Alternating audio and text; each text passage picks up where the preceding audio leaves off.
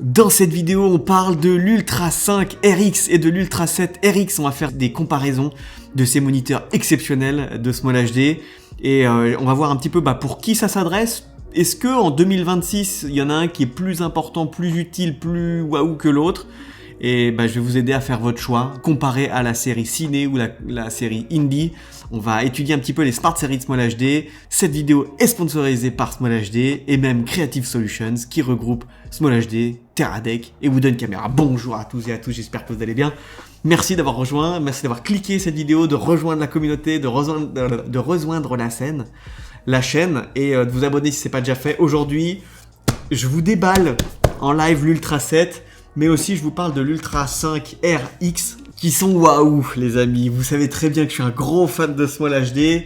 Pourquoi? Parce que déjà de base, quand on prend une Raptor, une Komodo X, quand on travaille avec Red, c'est Small HD qui fait ça, évidemment, si vous ne le saviez pas. Ça nous arrive dans une petite boîte, les amis, et ça fait plaisir. Et on a aussi le accessory, Sunwood. Sunhood, pas Sunwood, parce que du soleil bois, ça n'existe pas. Ah ouais. Quand on a du matos qui vous permet une valeur ajoutée, une plus-value énorme sur le tournage, qui vous facilite la vie, le workflow, votre attention, votre énergie, votre patience, avec le sens du détail, en fait ça change tout, c'est une valeur ajoutée énorme.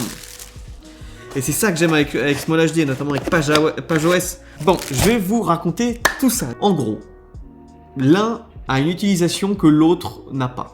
Avant toute chose, vous devez comprendre que les séries 5 sont plus lumineuses que les séries 7. Ici, un Ultra 5 va vous permettre 3000 nits, qui est extrêmement lumineux, qui vous permet de ne pas forcément avoir de sunhood, de pare-soleil en extérieur quand vous shootez en plein cagnard. C'est absolument exceptionnel comme luminosité. Il faut savoir que c'est du HD. Pourquoi? Parce que vous allez voir que leur utilisation, vous n'avez pas besoin de 4K là-dessus.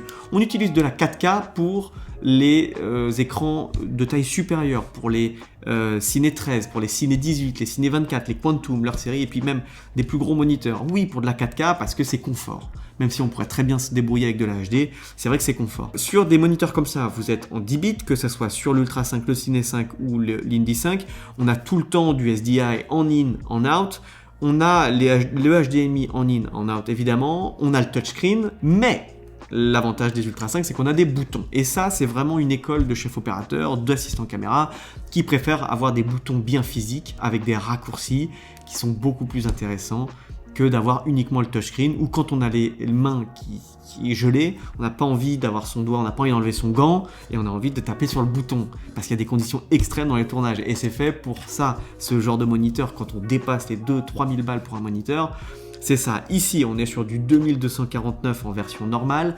La RX va évidemment rajouter un petit billet. Faut pas se le cacher. On a un poids de 500 grammes.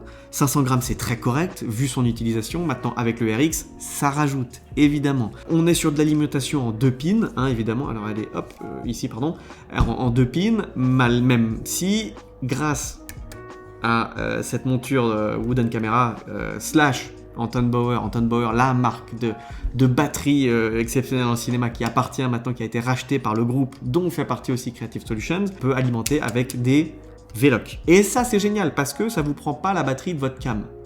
Vous mettez une V-Lock dessus, ça veut dire que votre cam dure plus longtemps. Au lieu de pomper sur la batterie de cam, moi c'est un peu mon faible les batteries d'ailleurs pour le coup, parce que j'ai que des 98, j'aimerais bien passer à du 150. Ça, c'est chouette.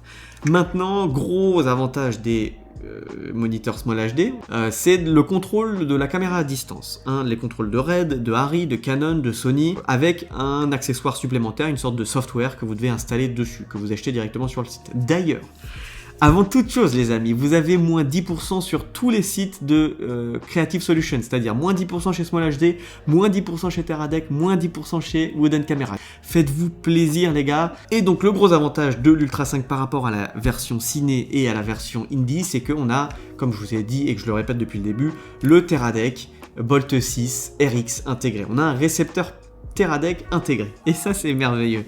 Vous allez voir pourquoi. Si on prend l'Ultra 7, l'Ultra 7 RX, donc avec le Bolt 6 récepteur intégré de Teradek qui va rajouter évidemment un peu de poids mais qui va aussi rajouter du prix, on a un moniteur qui est moins lumineux que l'Ultra 5, on est à 2300 nits. sur certaines situations, vous allez avoir besoin d'un pare-soleil, évidemment. C'est également, comme je vous ai dit, de la HD. Vous avez du SDI en in, en out qui permet de ressortir de la 4K en 30 images par seconde. L'HDMI, évidemment. Ça fait le contrôle de caméra à distance. On a le touchscreen, évidemment, mais aussi les boutons qui sont spécifiques à cette série Ultra. On a l'alimentation par batterie également avec, hop, cette plaque qu'on va venir fixer à l'arrière de notre moniteur. Donc ça rajoute du grammage, évidemment. Et si votre grammage est supérieur à votre plumage... Non, celle-là, elle est nulle. Non, celle-là, elle est pas ouf. Les Ultra 7 sont plus lumineux que les autres. Le Cine 7 est à 1800 nits, l'Indy 7 est à 1000 nits, comme l'Indy 5. Donc, il faut savoir que la version Ultra, c'est le plus dans chaque domaine. C'est le plus lumineux, c'est le plus résistant. Pourquoi résistant d'ailleurs? Parce que c'est IP54, cette Ultra 7. C'est vraiment la grande nouveauté de cette Ultra 7 qui différencie de l'Ultra 5, c'est que IP54, vous pouvez tourner dans des endroits très humides, vous pouvez recevoir beaucoup de poussière, des éclaboussures et de n'importe quelle direction, et ça résistera. Si vous le plongez dans l'eau, cela ne marche plus. C'est IP54, pas waterproof. C'est pareil que celui-là, sauf que celui-là, je l'ai plongé dans l'eau sans faire exprès et il y avait que des petits bugs, mais il marchait quand même. Donc c'est quand même assez résistant Small HD, évidemment. Moi, c'est vrai qu'aujourd'hui, à part le faire plonger dans une rivière dans le Cantal, j'ai pas fait plus extrême que ça. Même bon, ça arrivera un jour. On a du 2300 nits, du 3000 nits, donc plus lumineux ici, mais ici, IP54, plus résistant. Poussière, conditions extrêmes, humidité, éclaboussures de partout, etc. Les deux vont faire votre contrôle à distance de caméra sur 4 marques, comme je vous l'ai dit. Vous avez le touchscreen et les boutons sur les deux. Les RX sont plus chers que les TX, que si vous aviez les transmetteurs intégrés. Ça, faut le savoir. Pourquoi? Parce que, avec la version RX, vous n'avez plus besoin d'acheter de récepteurs, puisqu'ils sont intégrés. Ça veut dire que, ici, je vais mettre mon signal avec mon Bolt 6, je vais le recevoir directement sur, non pas les 2 moniteurs, mais sur 6 moniteurs, les amis. C'est ça qui est l'avantage de Small HD, c'est leur écosystème qui est exceptionnel. Avec un transmetteur, j'ai 6 réceptions avec des Bolt 6 intégrés sur les moniteurs. Maintenant, on passe à une partie, et d'ailleurs, je veux vous dire bienvenue dans le setup qu'on va monter pour le concert avec Raphaël Tout le Monde ce soir. Et donc, depuis hier, on a fait pas mal de contenu que je vais vous délivrer dans les prochaines semaines sur YouTube, que ce soit de la direction photo, on va parler de l'EZ3, on va parler du Lambda 10 ici, on va parler du Dolly, le nouveau Dolly de Cartoni que je viens tout juste de recevoir qui est exceptionnel.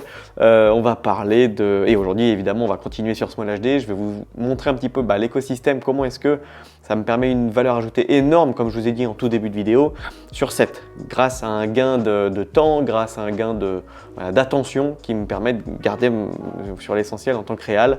Pourquoi? Parce que voilà, comme vous pouvez le voir, l'utilisation traditionnelle, la plus classique et ce pourquoi a été créé l'Ultra 7, c'est pour un retour réal. Un retour réal qui me permet moi de partir sur 7, parti complètement sucette, partir sur 7 et me balader avec mon retour pour la direction photo, pour aller chercher de la compo, pour aller chercher etc., être avec mes acteurs et avoir toujours quand même mon retour, quoi. Ça c'est exceptionnel.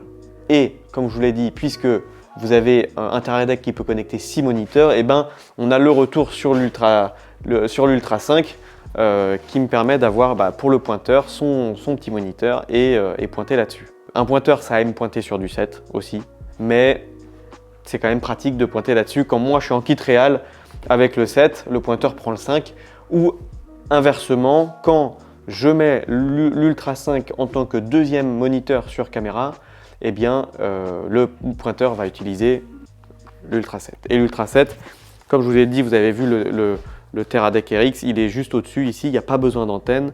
À la différence de l'Ultra 5 où il y a des antennes qui sont dessus, il n'y en a plus sur l'Ultra 7. Et ça c'est assez cool parce que ça reste assez compact. Je vous explique du coup comment ça marche, c'est assez simple, vous allez voir. Ici, vous avez le TeraDeck Bolt 6 qui est alimenté premièrement avec ici un pin qui va partir en d'étape sur la batterie. Et donc j'alimente mon TeraDeck avec la même batterie que la cam. Ensuite, on a le SDI 1 qui va venir se brancher sur le SDI in du Bolt 6. Et le TeraDeck va me ressortir un signal en Wi-Fi sur l'Ultra 7 et sur l'Ultra 5. Donc c'est assez simple, il y a 2 câbles, quoi. Un câble d'alimentation, un câble de SDI, et c'est tout. Et c'est tout. Alors, ici, ça va être en HD, là-bas, ça sera en HD. Si on connecte un transmetteur sur un Ciné 18, eh ben, on aura un retour en 4K, évidemment. Il faut un moniteur 4K pour avoir un retour en 4K, ça me paraît évident. Et donc le transmetteur, on peut le brancher directement à l'arrière, comme vous pouvez voir sur certains plans, où on branche directement le transmetteur Teradek sur le Ciné 18, et qui lui aussi peut faire un loop et faire repartir sur d'autres moniteurs connectés, soit en SDI, soit en HDMI câblé. Ouais, je parle avec pas mal de chefs op, assez haut dans le cinéma, que ce soit en Inde, en Angleterre, aux États-Unis. Je pose un peu des questions parfois, un peu techniques, un peu matos quand on papote. Il y a beaucoup de Small HD, leur écosystème avec Teradek est quand même extrêmement apprécié. Par contre, sur des prods publicitaires, aujourd'hui, je vois que du Small HD. J'ai même vu sur, tiens, le nouveau film Les Misérables, c'est que des retours Small HD, c'est que du... Ouais, c'était sur TF1, tiens, je vous montre je sais pas si je vais pouvoir récupérer les images. Mais... On parle, ah oui, tiens, je voulais pas parler de l'accessoire qui, moi, me plaît beaucoup. La Sunhood qui est complètement magnétique. Le pare-soleil qui se glisse, du coup, assez facilement ici. Et du coup, qui s'ouvre avec 2 systèmes là. Et voilà. Et on a en plus le système magnétique en haut. Alors pour le fermer, c'est facile. Et en plus, quand on enlève ça, voilà, ça c'est le système du haut. Là, on cale ça en bas. Là, on ferme. Et là, notre pare-soleil qui est vraiment bien. Pourquoi? Parce que comme je vous ai dit, c'est du 2300 nits. Là, si je suis en plein soleil, regardez, si on est en plein soleil, on commence à être limité avec du soleil. Ouais, s'il y a vraiment un gros soleil, vaut mieux avoir un Sunhood, quoi. L'Ultra 5, vous avez compris qu'il y a aussi un retour réel qui est possible, surtout quand on a un RX. Le Bolt 6 émetteur qui part de la cam B, qui est reçu par le transmetteur sur le Ciné 18 pour avoir, moi, un gros retour cam B pour Vianney qui est juste derrière en caméra B. Sur le Ciné 18, je me mets en multiview pour avoir caméra B. Le caméra est relié par un SDI. Et c'est surtout que l'Ultra 5, comme il est RX, je peux aller ici au Spotlight et gérer, moi, avec mon retour caméra B, mon arrière-plan de caméra B, qui est très joli. Et peut-être qu'on va ouvrir ça aussi. OS, c'est quand même pas très compliqué. On a ici que 2 pages pour l'instant, parce que j'en ai pas rajouté plus. Si je vais vers le bas, et que je veux rajouter une page, je peux rajouter... Alors généralement, moi j'aime bien me mettre un multi. Comme ça, j'ai 2 caméra B, ici qui vont s'installer quand j'aurai une deuxième caméra connectée. Et dans cette page, dans ma page personnalisée, je vais pouvoir rajouter des outils, notamment les aspects pour travailler sur différents aspects. Quand je travaille sur du 2.39 ou du 16/9 ou du 1.85 ou du 9/16, etc. Je vais me rajouter un crosshair, j'aime beaucoup. Je vais me rajouter les barres, les crosshatch en 3. Donc comme ça, j'aurai ma grille, mon tiers gauche, mon tiers droit, mon tiers centre. Les aspects ici, je vais me mettre directement un aspect en 2.39 parce que c'est ce que je shoot plus. 16/9, il n'y a pas besoin du coup. Hop.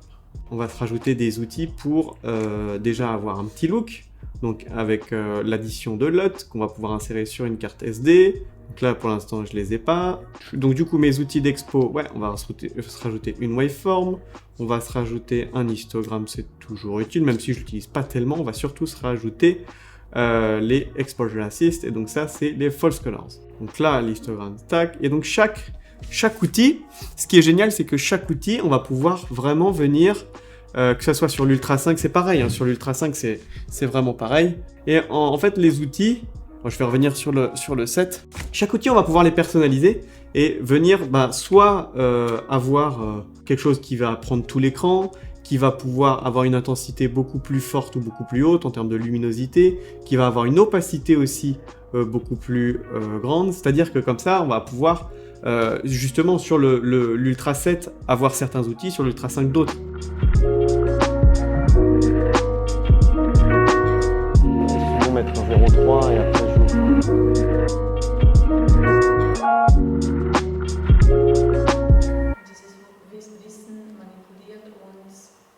Toutes les marques que j'ai testées auparavant, que ça soit Portkeys qui m'a proposé des collabs de machin, Atomos avec qui j'ai utilisé par le passé, c'est incomparable. Atomos, c'est impossible. Mes doigts, même moi, mes doigts sont trop gros pour les tout petits boutons d'Atomos. Pour moi, c'était une perte de temps et d'énergie. Les menus, c'est pas clair. Les interfaces, c'est pas simple, quoi. Et ça, en prod, les amis, la plus-value que vous apporte du matériel de qualité, que ce soit un moniteur ou autre, hein, peu importe. Mais c'est comme ça qu'on révèle la créativité, parce que votre attention, elle reste focus sur l'essentiel, et c'est pas le matériel qui vous limite, c'est pas la technologie qui vous limite. C'est vraiment, vous êtes fondu dans votre créativité, dans votre attention, dans votre direction artistique, dans votre détail. Et le moniteur, c'est l'outil numéro 1 pour avoir le retour sur ce que vous faites. C'est quand même tellement important, un moniteur de qualité. Pour moi, c'est ce qui fait que toutes mes prods, tous mes clients, ils adorent mes prods, et que mon film, il est sur Prime. Maintenant, mon premier court-métrage Rose de Chine. Si on fait vraiment l'utilisation classique, professionnelle de ce moniteur, il est fait comme deuxième moniteur de caméra. Ok, vous branchez avec un mini bramage là, votre moniteur ici, et vous avez 2 moniteurs. Pourquoi 2 moniteurs? Vous le voyez souvent sur des gros setups de caméra de grands chefs opérateurs. Moi, ça commence à être utile pour moi d'avoir 2 moniteurs. Pourquoi? Parce que les chefs op, ils aiment bien avoir le retour clean sur un écran pour toujours garder vraiment l'image clean, sans outils, sans rien qui gêne dans l'image, et avoir un petit moniteur de côté qui vous permet de mettre vos outils, de mettre vos false colors, de mettre vos IRE, votre waveform, ou que, je sais pas moi, le directeur artistique, ils viennent pas vous regarder, ou je sais pas, le chef déco, ils viennent pas devant vous regarder votre écran, et qui lui, il a son petit écran de côté, et il vous embête pas, quoi. Pareil pour la chef maquilleuse, pareil pour l'assistant caméra, s'il a besoin de valider un truc au niveau de l'expo, et il vous prend pas votre retour de cam, le retour de cam du chef op, quoi, tout simplement. Donc c'est vraiment très utile. Moi, je l'utilise beaucoup avec ma chef maquilleuse, ma chef déco, quand il est sur la caméra. Parce que l'Ultra 5, évidemment, vous pouvez pointer dessus. Hein. C'est pas ce qu'il y a de plus adapté. Le plus adapté, c'est du 7 pouces pour pointer. Tous les assistants caméra vous le diront, le 7 pouces, c'est quand même le plus agréable. C'est le parfait équilibre entre taille de l'écran, donc attention sur le détail, et piqué. Parce que plus on va sur des grands écrans, Ultra 10, 13, Ciné 18, Ciné 24, moins il y a de piqué. Moins il y a la précision de la mise au point, surtout quand vous êtes à des grandes ouvertures, où il y a vraiment une profondeur de champ toute petite, c'est compliqué. Donc le 7, c'est ce qu'il y a de mieux pour pointer, mais vous pouvez très bien pointer sur un Ultra 5, un Ciné 5, un Indy 5. Mon assistant caméra, je vous montre des images exclusives de mon tournage en ce moment, de mon docu-fiction I Am the Spirit, un long métrage que je prépare pour 2027, qui sera, j'espère, sur une plateforme, normalement oui, et qui va, où du coup il pointe là-dessus, évidemment, il pointe sur l'Ultra 5 parce qu'on est sur des setups légers. Setup run and gun, on y va. Alors, voilà, on s'entend sur run and gun, il y a plusieurs types de run and gun. Moi, c'était run and gun pour les interviews en Europe. Et du coup, ici, on pouvait pas avoir plein de moniteurs. Voilà, il fallait quand même qu'on prenne le minimum syndical, j'ai envie de dire. Qu'est-ce que je veux dire? Oui, donc, c'est possible de pointer avec, mais c'est plus un setup un peu plus léger. Si vous êtes avec des petites caméras de cinéma, les FX, FX3, etc., ou des hybrides, des caméras comme ça, c'est bien adapté pour votre rig, parce que ça va être équilibré. Je veux dire, ça va pas être démesuré avec un écran comme ça de 7 pouces qui vous sert à rien, surtout avec un RX. L'Ultra 7, vous l'aurez compris, il est fait pour un pointeur, pour un assistant caméra, mais surtout pour un kit réalisateur. C'est le retour réel que je me trimballe sur 7 maintenant partout. Mes 2 poignées, ma languette, et hop, j'ai mon moniteur qui pendouille et je le trimballe partout. J'ai pas besoin de faire mes allers-retours avec pour aller chercher mon Ciné 18, là où il y a mes 4 clients quand ils sont pas 10, parce que parfois ça arrive. J'ai pas besoin de leur gêner pour aller voir, etc. J'ai mon truc, je suis dans mon coin et j'avance. C'est quand on passe sur des setups un peu plus, où il y a un peu plus de monde et un peu plus de matos, évidemment. C'est le top du top. Maintenant, ça coûte cher, hein. C'est clair que c'est un sacré investissement, mais croyez-moi, ça vaut le coup. Les amis, j'espère que cette vidéo vous a plu. Je vous remercie énormément de l'avoir suivi. N'hésitez pas à utiliser le code HB10 sur le site de Small HD, le site de Teradek, le site de Wooden Camera pour vous faire plaisir et avoir moins 10% sur votre commande. Moi, je vous dis à très bientôt dans une prochaine vidéo. Prenez soin de vous, je vous aime très fort. Bye bye. 再见.